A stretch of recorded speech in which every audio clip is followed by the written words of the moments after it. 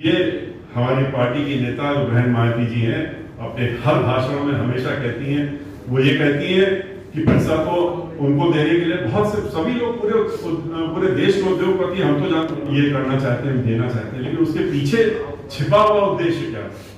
छिपा हुआ उद्देश्य तो यही होता है कि जब हम पैसा देंगे तो हम पैसा खाली मुफ्त में तो नहीं देंगे, फिर तो हम पैसे के साथ में इशारा भी भेजेंगे और इशारा यही होगा कि आप हमारे हिसाब से काम करिए, हमारे हिसाब से जब आप पावर में आइए तो हमारी तरह से, हमारे कहने से कानून बनाइए और हमारे हिसाब से राजनीति करिए। इसी पे कॉम्प्रोमाइज कभी बहन मायावती जी ने नहीं किया। उन्होंने इस चीज के लिए अगर कॉम्प्रोमाइज किया होता तो मैं तो चश्मदीद गवाह हूं कि वो अपनी सत्ता छोड़ती नहीं। उन्होंने जब सत्ता छोड़ी थी 2003 में, तो हम तो साथ में थे, तो महाधिवक्ता थे उस समय उत्तर प्रदेश में और मौजूद थे, वहां पर भी मौजूद थे जब उनके ऊपर प्रेशर डाला जा रहा था, जब उनको ये कहा गया कि आप हमारे हिसाब से करिए। उनका ये तो हम नहीं कर सकते, हम अपने मिशन को नहीं छोड़ सकते, हम अपने समाज को नहीं छोड़ सकते, हम उन गरीबों, वंचितों, शोषितों जिनके लिए हमने पूरा जीवन अपना कुर्बान कर दिया है, उनको पीछे छोड़ करके और उसके बाद हम आपके इशारे पे नहीं चल सकते। तो उन्होंने क्या कहा? उन्होंने कहा कि अच्छा चलिए हम गठबंधन कर लेते हैं, आप गठबंधन करिए, आप 19 सीटों पे लड़ लीजिए। 15 सीटें पहले बोले, फिर बोले 19 सीटों पे लड़ लीजिए, बाकी में हम कर लेंगे पार्लियामेंट की। बहन मायावती जी ने कहा कि ये तो मैं कर ही नहीं सकती, गठबंधन का तो सवाल ही नहीं उठता कि मैं आपके साथ गठबंधन करूं। उनका आप लोगों को दिक्कत क्या? मुझे दिक्कत ये है कि आप हमारी तो हमारे हिसाब से आप नहीं चलती, आपका हर काम जो होता है वो जो आपकी सोच के हिसाब से, जो आप सोचती हैं उसी हिसाब से होता है, इसमें हमको दिक्कत होती है। तो आप या तो हमारे साथ गठबंधन करिए, या तो हमारी बातों मानिए, या हमारे इशारे पे चलिए, और नहीं तो जब वर्ड उन्होंने सुना, मैं तो नहीं 4-5 लोग थे, उनके नाम भी मैं मौजूद था, मैं भी था, नहीं तो मैं तो फिर बहन मायावती जी से कोई इस तरह की बात नहीं तो करके कोशिश करे तो वो शायद यही बात सबसे बड़ी गलती भूल जाएगा कि किससे बात कर रहा है। तो उनके सामने इस तरह के शब्द कोई जिसमें हल्की सी भी धमकी नजर आ रही हो तो वो तो बर्दाश्त नहीं। उन्होंने कहा कि नहीं तो क्या? तो उन्होंने कहा कि नहीं देखिए बहुत से मामले हैं, ताज कॉरिडोर है और ये है वो है, और फिर वो आप जानती हैं, फिर वो CBI बनाना का, और इतना कहना था कि वो वहां से उठी और उन्होंने कहा कि उसका चल रही मीटिंग से, उसके बाद उन्होंने जा करके अपनी सत्ता, अपनी गद्दी को 1 सेकंड नहीं लिया और छोड़ने का उनका आप मैं खुद ही गद्दी छोड़ देती। बोले आपसे ही समझते हैं, आप छोड़ने की बात कर रही हैं, हम मुलायम सिंह को जो है सत्ता में बैठा देंगे। उन्होंने कहा मुलायम सिंह को बैठा दीजिए या उनके किसी और को लाके बैठा दीजिए, लेकिन हम इस तरीके से काम नहीं कर सकते। और उन्होंने जा करके, आप सब लोगों को मालूम है कि सितंबर के महीने में और उन्होंने इस्तीफा दिया और गद्दी छोड़ने का काम किया। उसके बाद क्या हुआ वो भी आप लोगों को सब अच्छी तरीके से मालूम। वो लोग, उन्होंने जो धमकी दी थी वो कोई धमकी तो नहीं थी, ये उनको भी मालूम था, हम लोग भी मालूम था, बहन मायावती जी को भी मालूम था, लेकिन फिर भी उन्होंने कहा कि दबाव की राजनीति में नहीं आ सकते, जानते हैं कि ये कुछ ना कुछ करेंगे। और उसके बाद ये भी आप लोगों को मालूम है कि खाली उनके घर में ही नहीं, पूरे 9 जगह, पूरे नातेदार, रिश्तेदारों, सबके यहाँ, और लखनऊ के घर में, दिल्ली के घर में, हर जगह एक साथ CBI की रेड करी थी उन्होंने। और CBI की रेड करने के बाद कोशिश की, हम तो वहीं मौजूद थे, हम तो सामने सामने खड़े थे। तो जब दिल्ली में यहाँ पर रेड की तो उन्होंने कहा कि बाहर निकल के पूछा अपने, वो लोग पूरा एक चीज, मतलब इस तरह की हम तो थे इस्तेमाल, यहाँ तक कि जाके कूड़ेदान को भी ढूंढने का काम करो, शायद इसमें कुछ मिल जाए। जब उनको पूरे एक दूसरे से बात करते करते थक गए देखने के बाद, और सबसे पूछे कहीं कुछ मिला, कहीं कुछ मिला, तो जब हर जगह ये आया कि कहीं कुछ नहीं मिला, कहीं कुछ ऐसी चीज नहीं है, तो क्या करें? तो आपस में फिर कंसल्टेशन होने लगा कि ये तो बहुत बेइज्जती की बात हो जाएगी उन लोगों की, पूरे देश में आएगा कि आपने उनके यहाँ 10-10 जगह रेड कर दी, और किस लिए करी अगर कुछ नहीं था तो।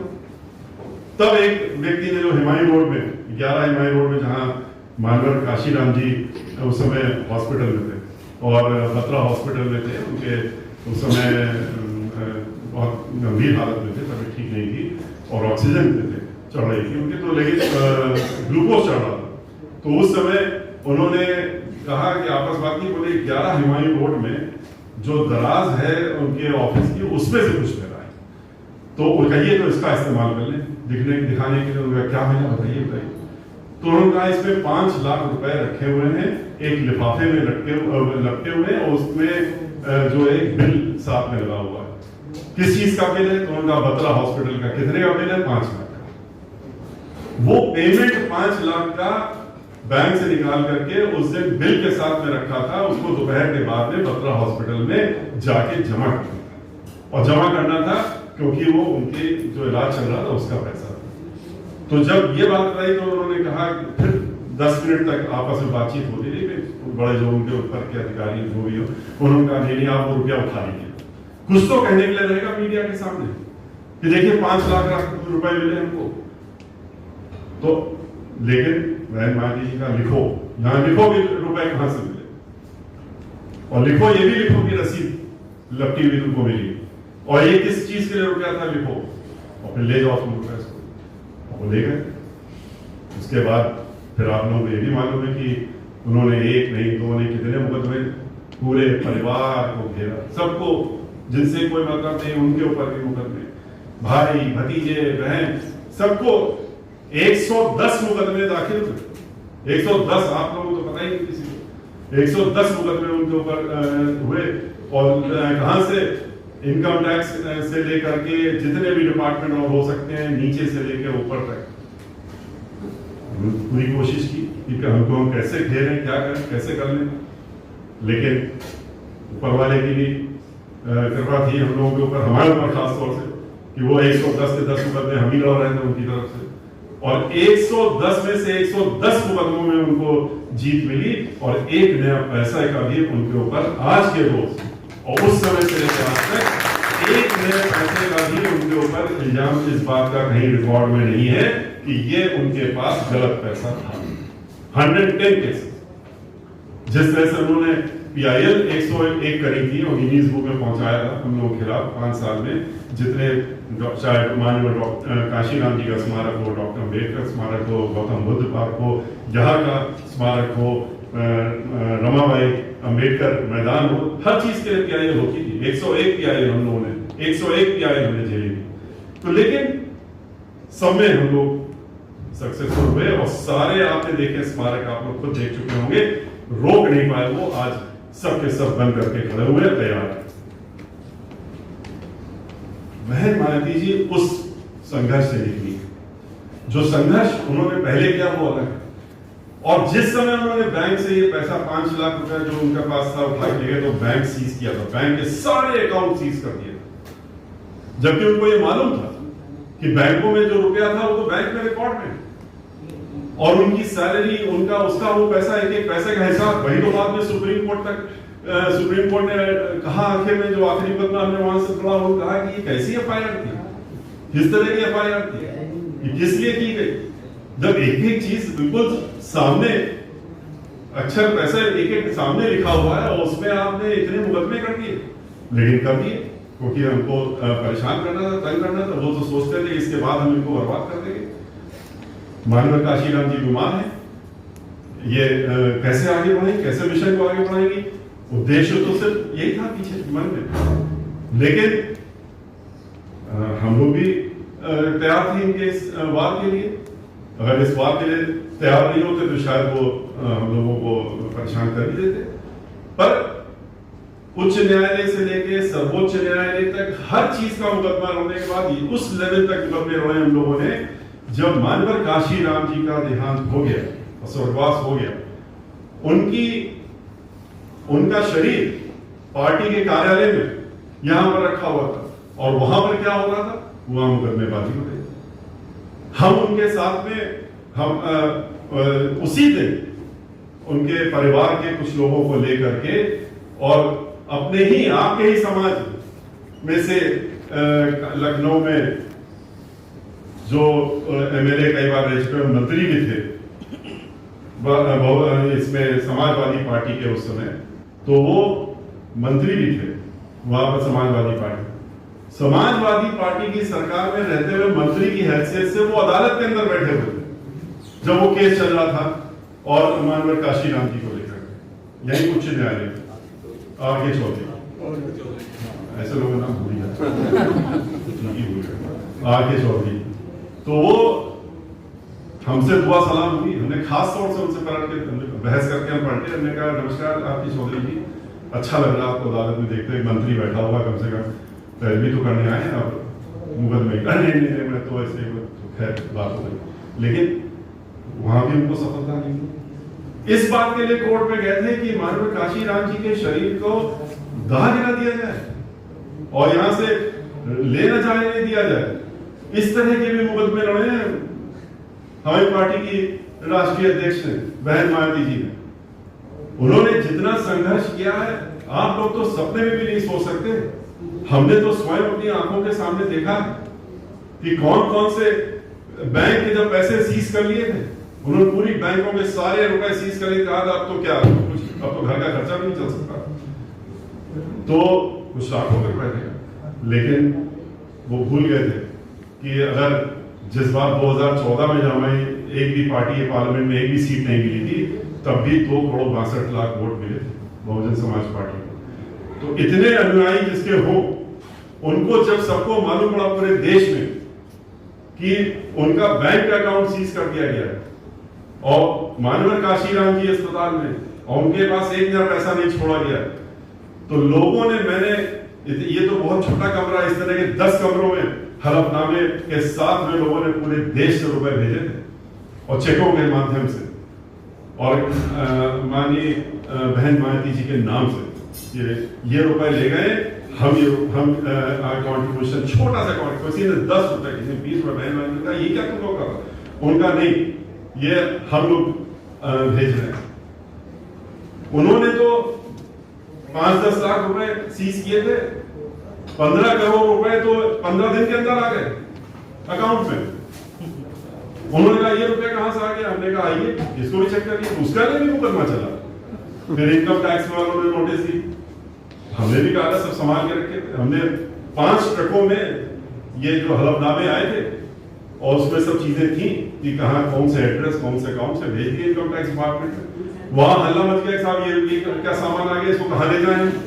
हमने कहा आपने नोटिस दी, कैसे आया, हमने भेज दिया, तो संभालिए, आपकी जिम्मेदारी संभालिए। मेरे पास कोई गोडाउन है नहीं, इसके लिए पूरी बिल्डिंग इनकम टैक्स ही चाहिए होगी। हमने कहा अभी तो आधे आए, 1/4 आए, जो बाकी आ रहे हैं अभी आपको भेजेंगे।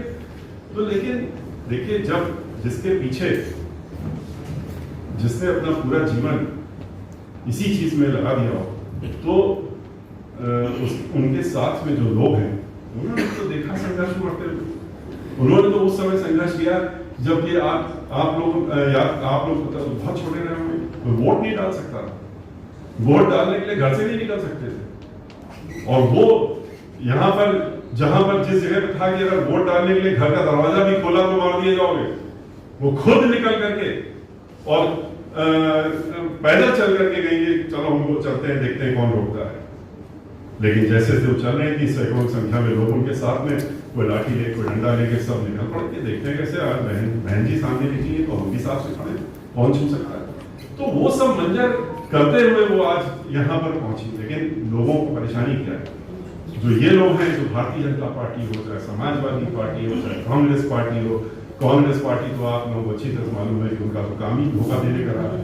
अगर ये ना होता तो डॉक्टर बाबा साहब अम्बेडकर कांग्रेस पार्टी को कभी भी उन्होंने उनको मेंबर ऑफ पार्लियामेंट नहीं बनने दिया। सबको, ये सब तो आप लोगों को मालूम ही है, बताने की जरूरत नहीं, इतिहास तो आपको सब पता ही है। लेकिन आज जब दौर है उसमें हम लोगों को जरूरत क्या है, हम लोगों को जरूरत ये है कि हम लोग एक साथ इकट्ठा एकजुट हो। और जिस तरह से अभी मिशन को लेकर के और राहुल जी ने गीत गाया, तो इसको लेकर के आप लोगों के अंदर जब कभी ये हमको, हमारे से लोगों खास तौर से ये देखने को मिलता है कि आपस में भी कुछ बंटवारा हो रहा है, आपस में भी लोग इधर उधर हो रहे हैं, बहुत अजीब सा लगता है कि हम लोग भी तो लगे हैं। तो हम तो अकेले ही लगे, पूरा परिवार लग गया, जबकि किसी को कोई मतलब नहीं राजनीति से। उनको ये नहीं है कि हमारी पत्नी को कोई चुनाव लड़ना है, हमारे बच्चे को लड़ना है, लेकिन ये कि सिर्फ इसलिए कि बहन मायावती जी को 5वीं बार उत्तर प्रदेश का मुख्यमंत्री बनाना है। क्यों बनाना है?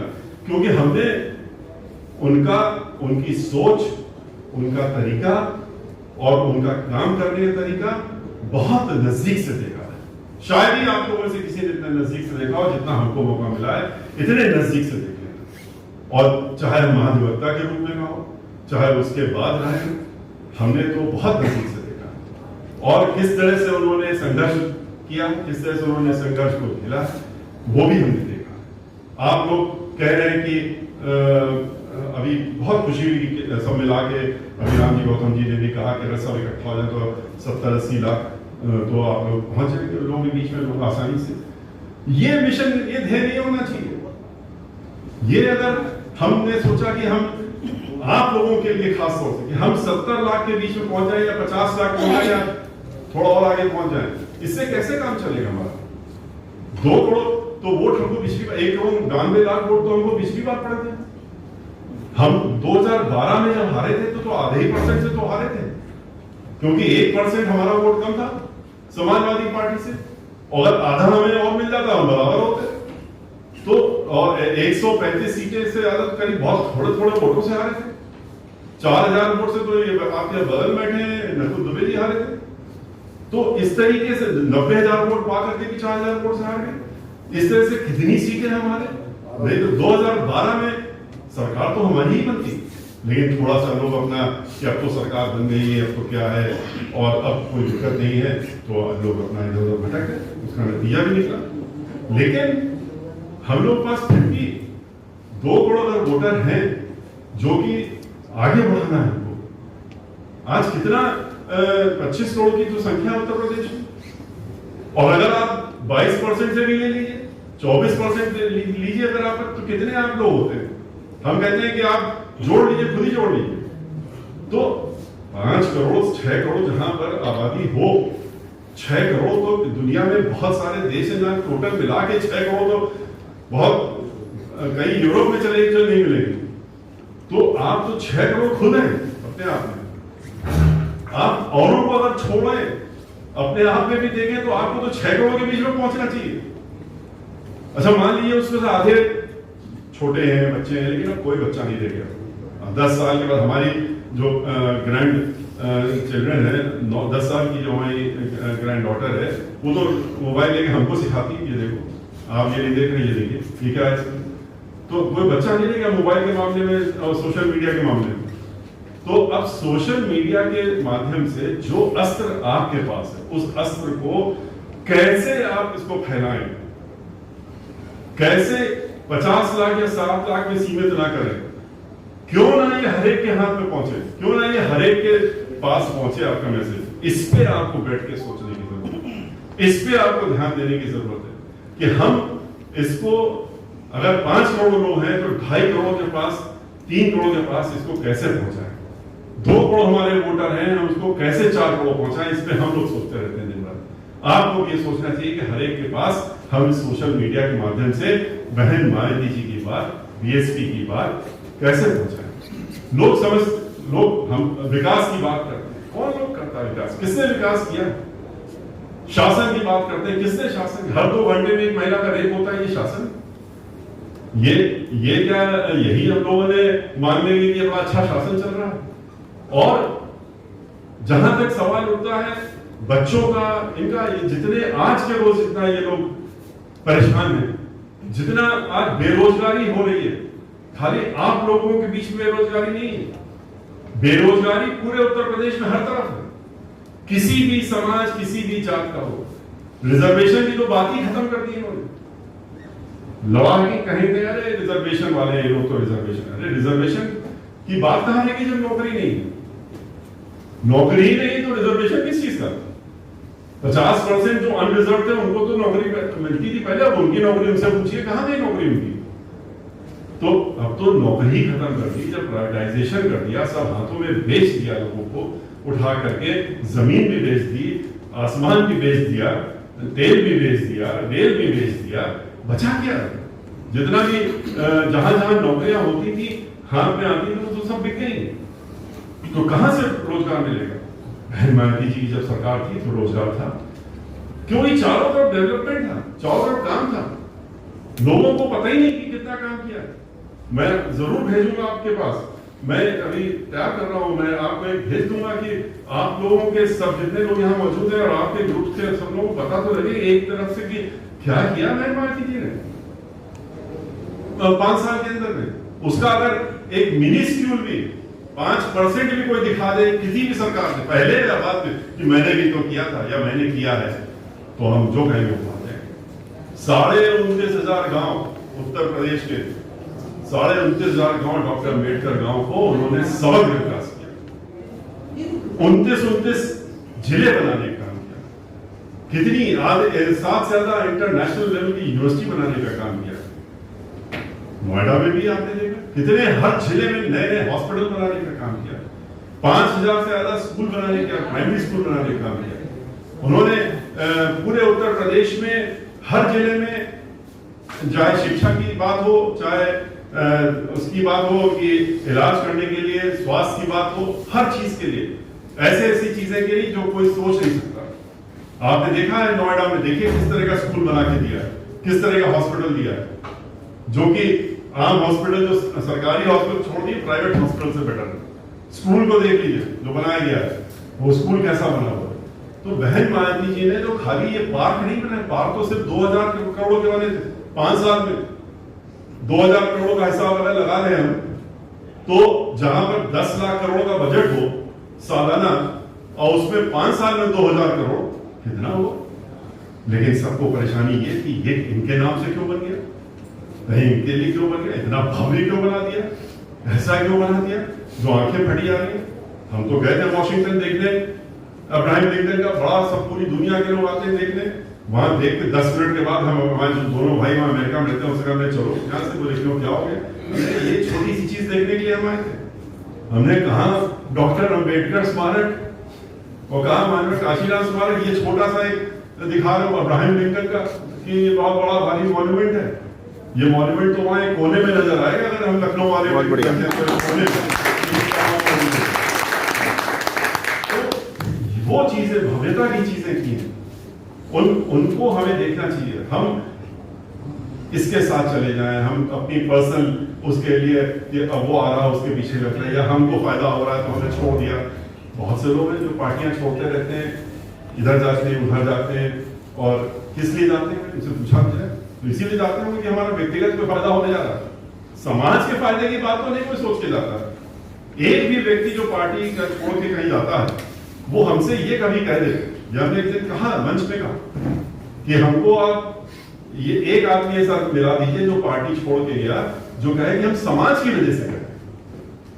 वही कहेगा कि हमें टिकट नहीं मिला, हम तो 4-3 बार से राज्यसभा के सांसद थे, 4थी बार उन्होंने हमको नहीं बनाया, हमको 2 बार से थे, 3री बार नहीं बनाया, हम मंत्री अगली बार, पिछली बार से अगली बार मंत्रिमंडल में नहीं दिया, या हमको टिकट एमएलए का नहीं दिया, हमारे लड़के को नहीं दिया, हमारे पत्नी को नहीं दिया। तो हमारा जो लोग कर रहे हैं और मेरा और हमारे की बात कर रहे हैं, तो वो ऐसे लोगों की क्या पूछे, उनकी बात करना भी बेकार है। लेकिन हम लोगों को, खासतौर से आप लोगों को, इन चीजों को ध्यान में इसलिए रखने की जरूरत है क्योंकि आप वो लोग हैं जो लोगों का मन बदल सकते हैं, जो लोगों को मन को टटोल सकते हैं।